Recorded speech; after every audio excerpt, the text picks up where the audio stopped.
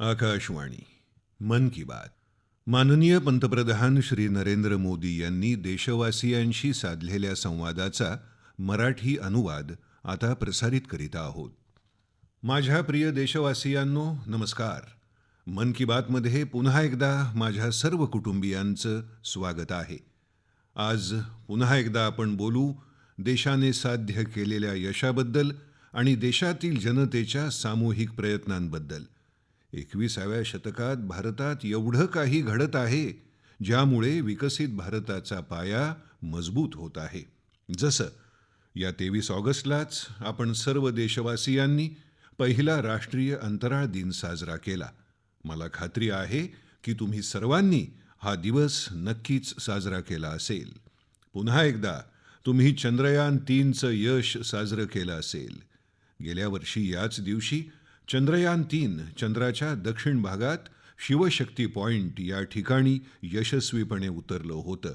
भारत हे गौरवास्पद यश मिळवणारा जगातील पहिला देश ठरला. मित्रांनो, देशातील युवा वर्गाला अंतराळ क्षेत्रातील सुधारणांमुळे देखील खूप फायदा झाला आहे. त्यामुळे मी असा विचार केला की आज मन की बातमध्ये अंतराळ क्षेत्राशी संबंधित माझ्या काही तरुण मित्रांशी का बोलू नये. माझ्यासोबत बोलण्यासाठी स्पेस टेक स्टार्टअप गॅलेक्सी आयचा चमू सहभागी होत आहे. हा स्टार्टअप नवउद्योग IIT मद्रासच्या माजी विद्यार्थ्यांनी सुरू केला होता. ही सर्व तरुण मंडळी सुयश, डेनिल, रक्षित, किशन आणि प्रणित आज दूरध्वनीवरून आपल्या सोबत आहेत. चला या तरुणांचे अनुभव जाणून घेऊया. नमस्कार युवक मित्रांनो. नमस्कार सर. बरं मित्रांनो, मला हे पाहून आनंद झाला की IIT मद्रासच्या महाविद्यालयीन कालखंडात निर्माण झालेली तुमची मैत्री आजही तेवढीच गाढ आहे. म्हणूनच तुम्ही एकत्र येऊन गॅलेक्स आय हा स्टार्टअप सुरू करण्याचं ठरवलं आणि आज मला त्याबद्दलही थोडं जाणून घ्यायचं आहे. याबद्दल मला जरा सांगा. सोबतच हे सांगा की तुमच्या तंत्रज्ञानाचा देशाला कसा फायदा होणार आहे. हो सर, माझं नाव सुयश आहे.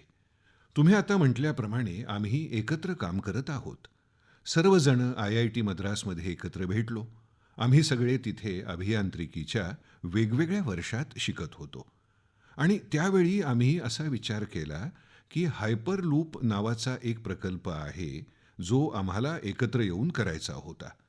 त्याच दरम्यान आम्ही एक चमू बनवला. त्याचं नाव होतं आविष्कार हायपरलूप. हा प्रकल्प घेऊन आम्ही अमेरिकेलाही गेलो. त्या वर्षी आमचा संघ आशियातील एकमेव संघ होता जो तिथे गेला आणि आपल्या देशाचा झेंडा आम्ही तिथे फडकवला. सर, आम्ही जगभरातील सुमारे 1500 संघांपैकी सर्वोत्तम 20 संघांमध्ये होतो. चला सुयश, पुढचं ऐकण्यापूर्वी यासाठी मला तुमचं अभिनंदन तर करू दे. सर, खूप खूप आभार आपले. त्या यशप्राप्ती दरम्यान आमची मैत्री अधिक घट्ट झाली आणि अशा प्रकारचे अवघड प्रकल्प, आव्हानात्मक प्रकल्प करण्याचा आत्मविश्वासही आम्हाला मिळाला. आणि त्याचवेळी स्पेस एक्स पाहून आणि आपण अंतराळ क्षेत्राची दारं खाजगीकरणासाठी उघडण्याचा एक ऐतिहासिक निर्णय देखील 2020 मध्ये घेतला. त्यामुळे आमचा उत्साह खूप वाढला सर. आणि मी आता रक्षितला विनंती करतो की आम्ही आता काय निर्मिती करत आहोत आणि त्याचा फायदा काय आहे हे त्यानं सांगावं. सर, माझं नाव रक्षित आहे आणि या तंत्रज्ञानाचा आपल्याला कसा फायदा होईल मी याचं उत्तर देतो. रक्षित, तुम्ही उत्तराखंडमधील नेमके कुठले आहात. सर, मी अल्मोड्याचा आहे. अच्छा रक्षित, तर तुम्ही बालमिठाईवाले आहात का. हो सर, हो सर, आमची बालमिठाई प्रसिद्ध आहे. रक्षित, आपले ते लक्षसेन आहेत ना, ते मला नेहमी बालमिठाई खाऊ घालत असतात. बरं रक्षित, बोला. सर, आमचं हे तंत्रज्ञान अंतराळातून ढगांच्या आरपार पाहू शकतं आणि रात्रीच्या अंधारात सुद्धा पाहू शकतं.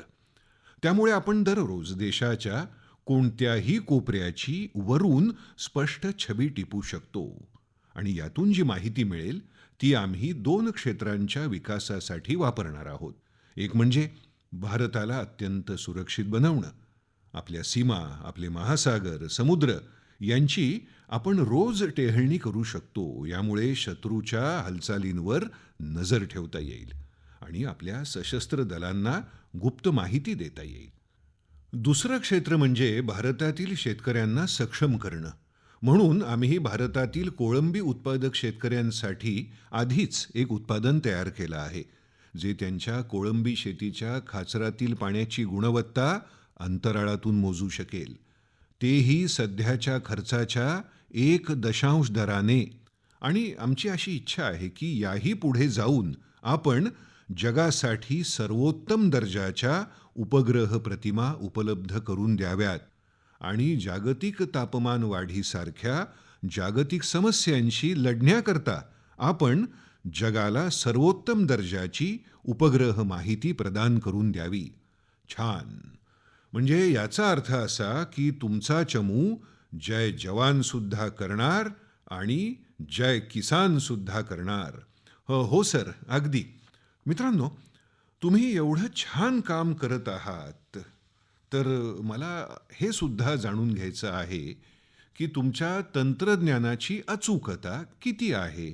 सर, आपण 50 सेंटीमीटर पेक्षा कमी उकल काढू शकू, म्हणजे तेवढ्या रिझोल्यूशन पर्यंत आपण जाऊ शकू आणि आपण एका वेळी अंदाजे 300 चौरस किलोमीटर पेक्षा जास्त क्षेत्राची छबी टिपण्यात सक्षम होऊ. चला मित्रांनो, मला वाटतं की जेव्हा देशवासीय हे ऐकतील तेव्हा त्यांना खूप अभिमान वाटेल. पण मला आणखी एक प्रश्न विचारायचा आहे. होय सर. मला सांगा मित्रांनो, अंतराळ परिसंस्थेत सध्या अनेक घडामोडी घडत आहेत. आता यामध्ये आणखी कोणते बदल होतील असं तुमच्या चमूला वाटतं? सर, माझं नाव किशन आहे. गॅलेक्स आय सुरू झाल्यापासून आम्ही इन स्पेस येताना पाहिलं आहे आणि आम्ही जिओ स्पेशियल डेटा पॉलिसी आणि इंडिया स्पेस पॉलिसी यासारखी अनेक धोरणं अस्तित्वात येताना पाहिली आहेत आणि आम्ही गेल्या 3 वर्षात अनेक बदल होताना पाहिले आहेत आणि अनेक प्रक्रिया, अनेक पायाभूत सुविधा आणि इतर अनेक सुविधा पाहिल्या आहेत. त्या इस्रोने उपलब्ध करून दिल्या आहेत, त्याही अतिशय चांगल्या पद्धतीने. आता हेच पहा ना सर, आपण इस्रोमध्ये जाऊन आपल्या हार्डवेअरची चाचणी करू शकतो. हे आता अगदी सहज करता येतं. 3 वर्षांपूर्वी या प्रक्रिया फारशा उपलब्ध नव्हत्या आणि त्या आमच्यासाठी आणि इतर अनेक स्टार्टअपसाठी खूप उपयुक्त आहेत. आणि अलीकडील थेट परकीय गुंतवणुकीच्या धोरणांमुळे आणि सुविधांच्या उपलब्धतेमुळे स्टार्टअप्स सुरू करण्यासाठी भरपूर प्रोत्साहन मिळत आहे आणि असे स्टार्टअप्स येऊ शकतात आणि अशा क्षेत्रात अगदी सहज आणि चांगल्या प्रकारे विकसित होऊ शकतात, ज्यामध्ये एरवी विकास साधणं सहसा खूप कठीण, खर्चिक आणि वेळखाऊ होऊन जातं. परंतु सध्याची धोरणं आणि इनस्पेस आल्यानंतर स्टार्टअपसाठी अनेक गोष्टी सोप्या झाल्या आहेत. सर, यावर माझा मित्र डेनिल चावडाही काही बोलू इच्छितो. डेनिल, बोला. सर, आम्ही आणखी एक निरीक्षण केलं आहे. आम्ही पाहिलंय, अभियांत्रिकीच्या विद्यार्थ्यांच्या विचारसरणीत आता बदल झाला आहे. पूर्वी त्यांना परदेशात जाऊन उच्च शिक्षण घेऊन तिथे काम करावं असं वाटायचं, विशेष करून अंतराळ क्षेत्रात. पण आता भारतात अंतराळ परिसंस्था खूप चांगल्या प्रकारे विकसित होत आहे. हे बघता या मंडळींना भारतात परत येऊन या परिसंस्थेचा भाग व्हावंसं वाटत आहे. तर हा असा खूप छान प्रतिसाद आम्हाला मिळतोय. आणि सर, आमच्याही कंपनीत असे काही लोक बाहेरून परत येऊन काम करत आहेत. मित्रांनो, मला वाटतं की किशन आणि डेनिल यांनी ज्या दोन्ही पैलूंचा उल्लेख केला, तुम्ही दोघांनीही उल्लेख केला, मला खात्री आहे की अनेकांचं याकडे लक्ष गेलं नसेल की जेव्हा एका क्षेत्रात सुधारणा होते तेव्हा त्या सुधारणांचे किती बहुविध परिणाम होतात, किती लोकांना फायदा होतो. आणि तुम्ही केलेल्या वर्णनावरून, कारण तुम्ही त्या क्षेत्रात असल्यामुळे हे नक्कीच लक्षात येतं. आणि तुम्ही हेही निरीक्षण केलं आहे की देशातील युवा वर्गाला इथेच आपल्या देशात आता या क्षेत्रात आपलं भविष्य आजमावायचं आहे, आपल्या गुणवत्तेचा उपयोग करायचा आहे. तुमचं निरीक्षण खूप चांगलं आहे. दुसरा प्रश्न मी विचारू इच्छितो की ज्या तरुणांना स्टार्टअप्स आणि अंतराळ क्षेत्रामध्ये यश मिळवायचं आहे, त्यांना तुम्ही काय संदेश देऊ इच्छिता? सर, मी प्रणित बोलतोय आणि मी आपल्या प्रश्नाचं उत्तर देणार आहे. हा प्रणित, बोला. सर, माझ्या काही वर्षांच्या अनुभवावरून मला दोन गोष्टी सांगायच्या आहेत. सर्वप्रथम, जर तुम्हाला स्वतःला स्टार्टअप सुरू करायचं असेल तर हीच संधी आहे. कारण संपूर्ण जगात भारत हा जगातील सर्वात वेगाने वाढणारी अर्थव्यवस्था असलेला देश आहे. आणि याचा अर्थ असा आहे की तुमच्याकडे अमाप संधी आहेत. जसं वयाच्या 24व्या वर्षी मला या विचारानेच अभिमान वाटतो की पुढच्या वर्षी आपला उपग्रह प्रक्षेपित होईल, ज्याच्या आधारावर आपलं सरकार काही मोठे निर्णय घेईल आणि त्यात आमचाही छोटासा खारीचा वाटा असेल. अशा काही राष्ट्रीय प्रभावशाली प्रकल्पांवर काम करायला मिळावं, असा हा उद्योग आहे आणि अशी ही वेळ आहे. कारण अंतराळ उद्योगाची ही तर सुरुवात आहे. त्यामुळे मी माझ्या तरुण मित्रांना सांगू इच्छितो की ही संधी केवळ प्रभाव निर्माण करण्यासाठीच नाही, तर त्यांच्या स्वतःच्या आर्थिक वृद्धीची आणि जागतिक समस्या सोडवण्याची ही संधी आहे. तर आपण आपापसात बोलत असतो की आपण लहानपणी म्हणायचो की आपण मोठे झाल्यावर अभिनेता होऊ, खेळाडू होऊ. तर अशा अनेक इच्छा प्रदर्शित व्हायच्या. पण आज जर आपण ऐकलं की कोणी म्हणतोय मोठा झाल्यावर त्याला उद्योजक व्हायचं आहे, त्याला अंतराळ उद्योगात काम करायचं आहे, तर हा आमच्यासाठी खूप अभिमानाचा क्षण आहे की या संपूर्ण परिवर्तनात आम्ही एक छोटीशी भूमिका बजावत आहोत. मित्रांनो, प्रणीत, किशन, डेनिल, रक्षित, सुयश, तुमची मैत्री एक प्रकारे जितकी गाढ आहे तितकाच तुमचा स्टार्टअप प्रबळ आहे. म्हणूनच तुम्ही सगळेजण इतकं छान काम करत आहात. मला काही वर्षांपूर्वी IIT मद्रासला भेट देण्याची संधी मिळाली होती आणि त्या संस्थेच्या उत्कृष्टतेचा प्रत्यक्ष अनुभवही मी घेतला. आणि मुळातच IIT बद्दल संपूर्ण जगात आदराची भावना आहे. आणि जेव्हा तिथून बाहेर पडणारे आपले लोक भारतासाठी काम करतात, तेव्हा ते नक्कीच काहीतरी चांगलं योगदान देतात. तुम्हा सर्वांना आणि अंतराळ क्षेत्रात काम करणाऱ्या इतर सर्व स्टार्टअपना माझ्या खूप खूप शुभेच्छा आहेत. आणि तुम्हा पाचही मित्रांशी बोलून मला खूप आनंद झाला. बरं आहे तर. खूप खूप धन्यवाद मित्रांनो. सर, खूप खूप धन्यवाद. माझ्या प्रिय देशवासियांनो, राजकीय पार्श्वभूमी नसलेल्या 1,00,000 युवकांना राजकीय व्यवस्थेशी जोडलं जाण्याचं आवाहन यावर्षी मी लाल किल्ल्यावरून केलं होतं. त्याला उत्तम प्रतिसाद मिळाला आणि यावरून किती मोठ्या संख्येनं आपले युवक राजकारणात येण्यास तयार आहेत हे लक्षात येतं. फक्त त्यांना योग्य मार्गदर्शनाची, योग्य संधीची गरज आहे. या विषयावर मला देशभरातील युवकांची पत्र मिळाली आहेत. समाज माध्यमांवर मला जबरदस्त प्रतिसाद मिळतो आहे. लोकांनी मला अनेक प्रकारच्या सूचना पाठवल्या आहेत. काही युवकांनी मला पत्रात म्हटलं आहे की हे त्यांच्यासाठी खरोखरच अकल्पनीय आहे. आजोबा किंवा आईवडिलांचा राजकीय वारसा नसल्याने इच्छा असूनही ते राजकारणात येऊ शकत नव्हते. अनेक युवकांनी मला लिहिलंय की त्यांच्याकडे पायाभूत स्तरावरील काम करण्याचा चांगला अनुभव आहे आणि म्हणूनच ते लोकांच्या समस्या सोडवण्याच्या कामी मदत करू शकतात. काही युवकांनी हेही लिहिलं आहे की घराणेशाहीचं राजकारण नव्या प्रतिभावान शक्तींना पुढे येऊ देत नाही. काही युवकांनी म्हटलं की अशा प्रकारच्या प्रयत्नांनी आपल्या लोकशाहीला आणखी बळकटी मिळेल. मी याविषयी सूचना पाठवणाऱ्या सर्वांना धन्यवाद देतो. मला आशा आहे की आता आपल्या सामूहिक प्रयत्नांनी कोणतीही राजकीय पार्श्वभूमी नसलेले युवक सुद्धा राजकारणात पुढे येऊ शकतील. त्यांचा अनुभव आणि त्यांचा उत्साह देशाच्या उपयोगी पडेल. मित्रांनो, स्वातंत्र्य संग्रामात असे अनेक लोक प्रत्येक क्षेत्रात पुढे आले होते ज्यांना राजकीय पार्श्वभूमी नव्हती. त्यांनी स्वतःला देशाच्या स्वातंत्र्य संग्रामात झोकून दिलं होतं. आज आपल्याला विकसित भारत होण्याचं लक्ष्य साध्य करण्यासाठी पुन्हा त्याच प्रकारच्या भावनेची गरज आहे. मी आपल्या सर्व युवक मित्रांना सांगेन की त्यांनी या अभियानात स्वतःला जोडून घ्यावं.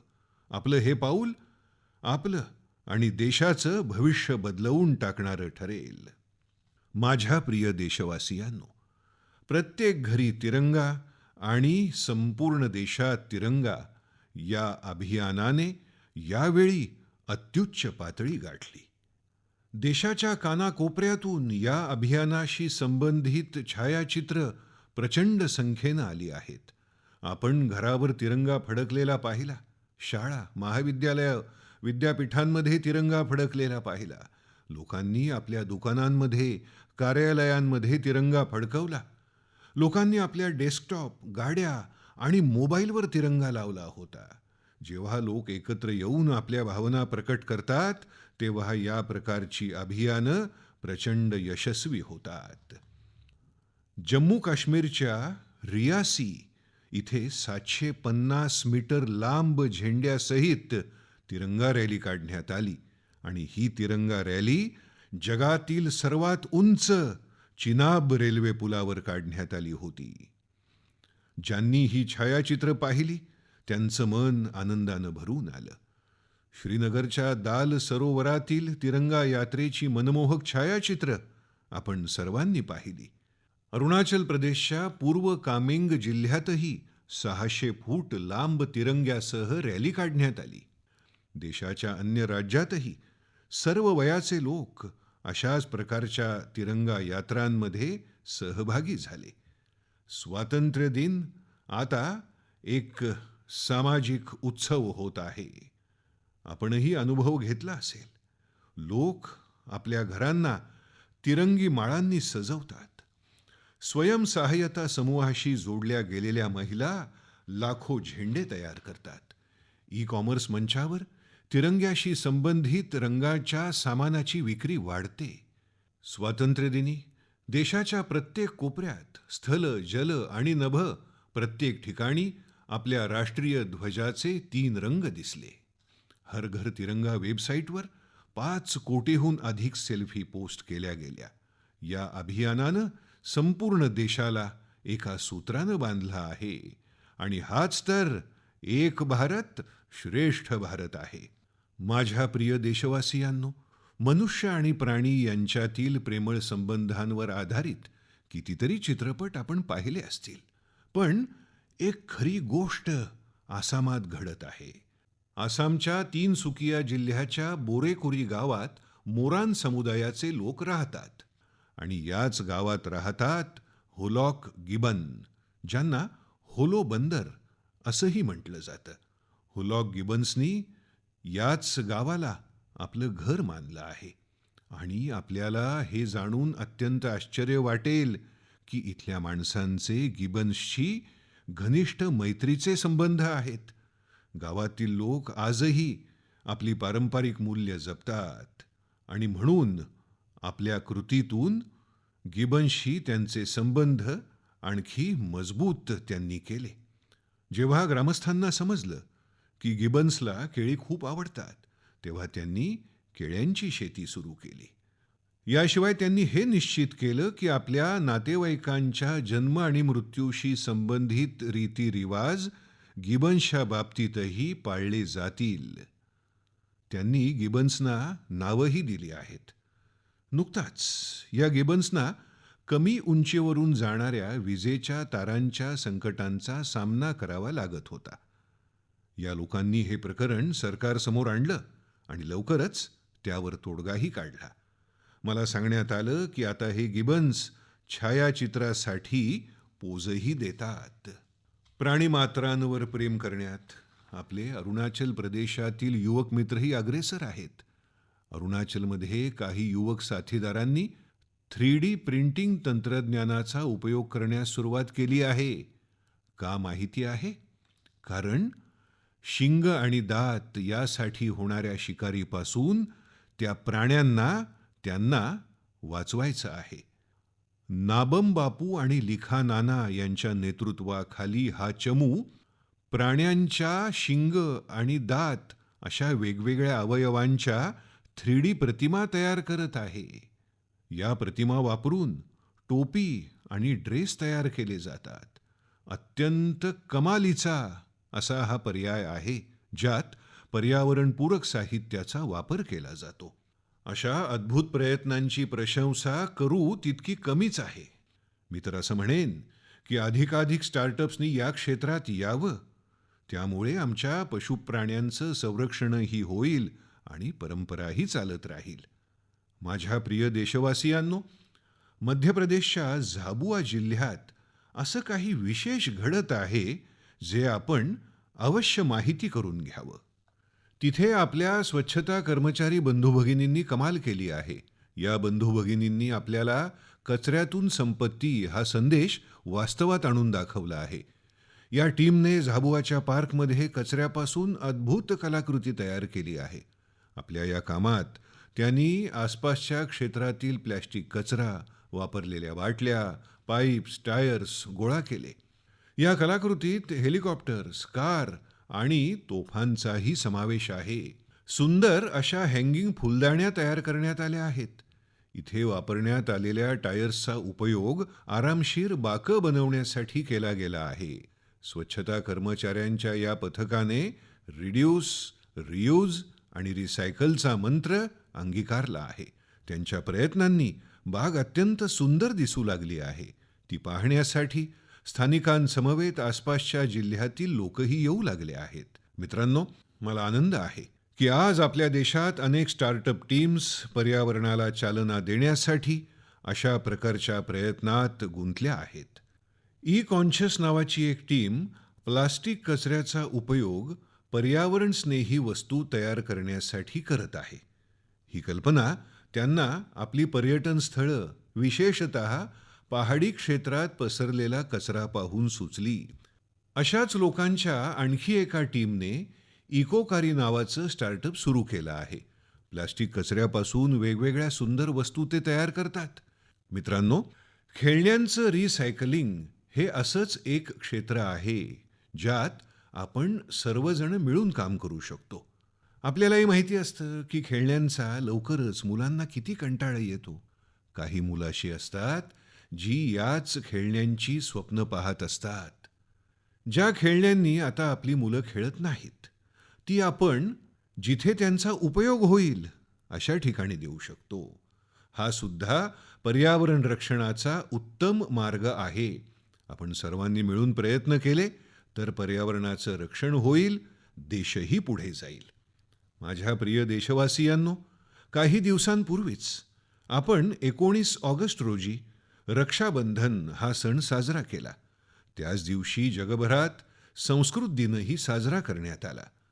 आजही देशविदेशात संस्कृतविषयी विशेष रुची असलेली आढळते. अनेक देशांमध्ये संस्कृत भाषेशी संबंधित संशोधन आणि प्रयोग होत आहेत. या पुढची चर्चा करण्यापूर्वी मी आपल्याला एक लहानशी ध्वनिफीत ऐकवतो. Titiršuh šigragam gangam idam lakšmanam abrai. Va taip yra skambės. Tai visi kartu. Satu drištva meditire, navam išvaku nandanav. Titiršuh šigragam gangam idam lakšmanam abrait. मित्रांनो, या ध्वनिफितीचा संबंध युरोपातील एक देश लिथुएनियाशी आहे.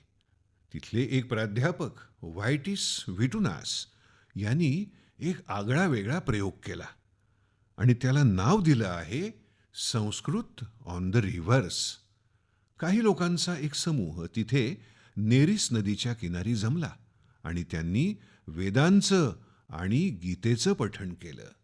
तिथे असे प्रयत्न गेल्या काही वर्षांपासून सुरू आहेत. आपणही संस्कृतला प्रोत्साहन देण्यासाठी असे प्रयत्न करत राहा. माझ्या प्रिय देशवासियांनो, आपल्या सर्वांच्या जीवनात तंदुरुस्तीला अत्यंत महत्त्व आहे.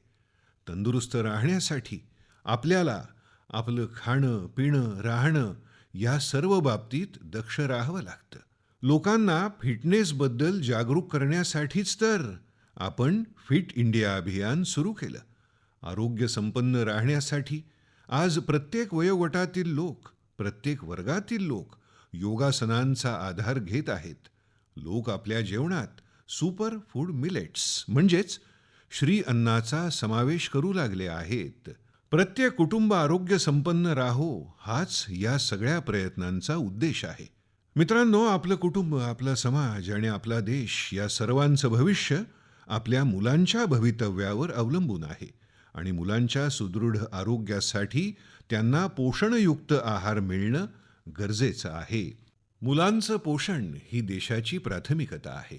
वास्तविक त्यांच्या पोषण आहारावर आपलं वर्षभर सातत्यानं लक्ष असतं, परंतु देश त्यांच्या पोषण आहारावर एका विशिष्ट महिन्यात विशेष लक्ष देतो. यासाठी प्रत्येक वर्षी देशभरात संपूर्ण सप्टेंबर महिना पोषण महिना म्हणून साजरा केला जातो. पोषणाबाबत लोकांना जागरूक करण्यासाठी पोषण मेळा, ॲनिमिया जागृती शिबिर, नवजात शिशूंच्या घरी भेट, वेबिनार, सेमिनार असे अनेक उपाय अंमलात आणले जातात. अनेक अंगणवाड्यांमध्ये आई आणि मुलांची समिती स्थापन केली गेली आहे.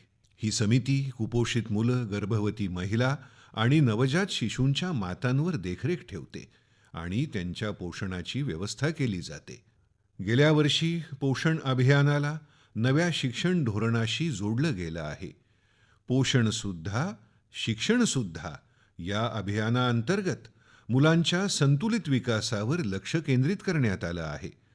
आपल्यालाही आपल्या क्षेत्रातील पोषणाप्रती जागरूकता अभियानाशी अवश्य जोडलं गेलं पाहिजे. आपल्या एका लहानशा प्रयत्नाने कुपोषणाच्या विरोधातील या लढाईला मोठं बळ मिळेल. माझ्या प्रिय देशवासियांनो, या वेळच्या मन की बातमध्ये इतकंच. मन की बातमधून आपल्याशी संवाद साधल्यानं मला नेहमीच प्रसन्न वाटतं. असं वाटतं की मी माझ्या कुटुंबामध्ये बसून हलक्या फुलक्या वातावरणात आपल्या मनातल्या गोष्टी तुमच्याशी बोलत आहे, तुमच्याशी मनाने जोडला जात आहे. आपल्या प्रतिक्रिया, आपल्या सूचना माझ्यासाठी अत्यंत मौल्यवान आहेत. येत्या काही दिवसात अनेक सण येत आहेत. मी आपल्या सर्वांना त्यासाठी शुभेच्छा देतो. जन्माष्टमीचा सणही आहे. पुढच्या महिन्यात सुरुवातीला गणेशोत्सव आहे. ओणमचा सणही जवळच आहे. मिलाद उन नबीच्या सुद्धा शुभेच्छा देतो. मित्रांनो, या महिन्याच्या 29 तारखेला तेलुगू भाषा दिनही आहे. ही खरोखरच अद्भुत भाषा आहे. जगभरातल्या सर्व तेलुगू भाषकांना तेलुगू भाषा दिनाच्या मी शुभेच्छा देतो. प्रपंच व्याप्तंगा उन्न तेलुगू वारिकी तेलुगू भाषा दिनोत्सव शुभकांक्षलू. मित्रांनो, या पावसाळ्याच्या दिवसात काळजी घेण्याबरोबरच वर्षा जलसंचयन मोहिमेमध्ये आपण सहभागी व्हावं अशी मी आपल्याला पुन्हा विनंती करतो. एक पेड़ माँ के नाम या अभियानाची मी आपणा सर्वांना आठवण करून देऊ इच्छितो. जास्तीत जास्त झाडं लावा आणि इतरांनाही त्यासाठी प्रोत्साहन द्या. येत्या काही दिवसात पॅरिसमध्ये पॅरा ऑलिम्पिक्स स्पर्धा होत आहेत. आपले दिव्यांग क्रीडापटू तिथे दाखल झाले आहेत. 140 कोटी भारतीय या सर्व खेळाडूंना प्रोत्साहन देत आहेत. आपणही #Cheer4Bharat हा हॅशटॅग वापरून आपल्या खेळाडूंना प्रोत्साहन द्या. पुढच्या महिन्यात आपण पुन्हा एकदा भेटू आणि अनेक विषयांवर चर्चा करू. तोपर्यंत मला निरोप द्या. अत्यंत आभार. नमस्कार. मन की बात. माननीय पंतप्रधान श्री नरेंद्र मोदी यांनी जनतेशी साधलेल्या संवादाचा मराठी अनुवाद आपण ऐकला. हा मराठी अनुवाद आकाशवाणी मुंबई अस्मिता वाहिनीवरून प्रसारित करण्यात आला.